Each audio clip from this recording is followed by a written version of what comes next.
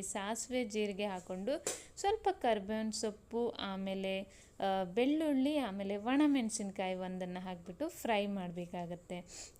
ಇದು ಒಂದು ಜಸ್ಟ್ ಒಗ್ಗರಣೆ ಫ್ರೈ ಮಾಡೋದಷ್ಟೇ. ಇದು ನೀವು ಹಾಗೆ ಕೂಡ ಅದನ್ನು ಮಜ್ಜಿಗೆ ಥರ ಕುಡಿಬೋದು. ಬಟ್ ಇದು ಒಂದು ಫ್ರೈ ಮಾಡಿ ಹಾಕಿದರೆ ನಿಮಗೆ ಆ ಬಿಸಿ ಬಿಸಿ ಅನ್ನದ ಜೊತೆಗೆ ತುಂಬಾ ರುಚಿಯಾಗಿರುತ್ತೆ. ಇವಾಗ ನಾವು ರುಬ್ಕೊಂಡಿರೋದು ಏನಿದೆ ನೋಡಿ, ಮೊಸರು ಮತ್ತು ಮಸಾಲೆನ ಅದನ್ನು ಕೂಡ ಈ ಒಗ್ಗರಣೆಗೆ ಹಾಕ್ಕೊಳ್ಬೇಕಾಗತ್ತೆ. ಅದಾದಮೇಲೆ ಸ್ವಲ್ಪ ನೀರನ್ನು ಹಾಕ್ಕೊಳ್ತೀನಿ. ನೀರು ನಿಮಗೆ ಹೇಗೆ ಬೇಕೋ ಹಾಗೆ ಅಡ್ಜಸ್ಟ್ ಮಾಡ್ಕೊಳ್ಳಿ. ಇದು ನಾವು ಹೇಗೆ ತಿಳಿ ಸಾರೆಲ್ಲ ತಿಂತೀವಿ ನೋಡಿ, ಅದೇ ರೀತಿ ಆಗುತ್ತೆ. ತುಂಬಾ ರುಚಿಯಾಗಿರುತ್ತೆ. ಮೊಸರೇನು ಜಾಸ್ತಿ ಹುಳಿ ಇರೋದಿಲ್ಲ, ತುಂಬ ಹುಳಿಯಾಗಿರೋದೇನು ಅಗತ್ಯ ಇಲ್ಲ. ನಾರ್ಮಲ್ ಮೊಸರನ್ನ ತೊಗೊಂಡಿದ್ದೀನಿ. ಆಮೇಲೆ ಸ್ವಲ್ಪ ಖಾರ ಬರುತ್ತೆ, ತುಂಬಾ ರುಚಿಯಾಗಿರುತ್ತೆ. ಒಗ್ಗರಣೆ ರುಚಿ ಎಲ್ಲ ಸೇರಿ ತುಂಬಾ ರುಚಿಯಾಗಿರುತ್ತೆ.